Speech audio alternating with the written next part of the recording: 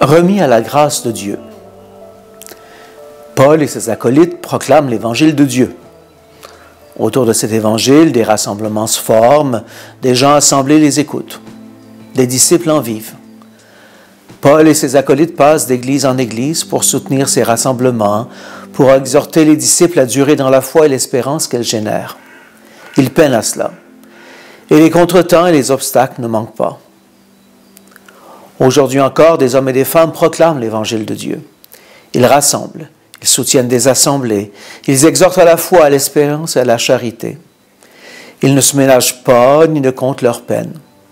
Et les difficultés ne manquent pas plus aujourd'hui qu'hier.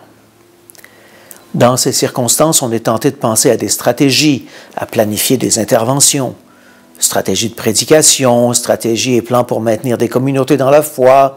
On les évalue régulièrement, c'est à la mode. Tout cela est très bien, important, opportun, approprié, probablement inévitable.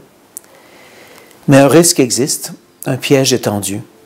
Appelons-le l'efficacité ou la gestion et l'administration de l'Église comme une entreprise capitaliste, libérale ou néolibérale, selon ce que vous voudrez.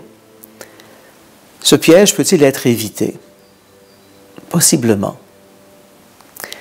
La prédication et l'assemblage des communautés doivent faire voir que les baptisés s'en remettent à Dieu. C'est en lui qu'ils ont mis leur foi, et non pas dans les activités ecclésiales ou dans les exercices ecclésiastiques, aussi bien planifiés et menés soient-ils.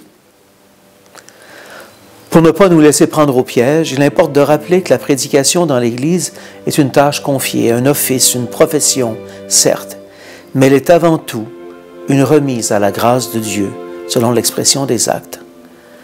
La parole de Dieu a son efficacité, c'est ce qui est proclamé. Comme aurait dit saint Augustin, nous ne sommes que des porte-voix. Nos voix font résonner la parole. Pour le reste, remettons-nous-en à la grâce de Dieu.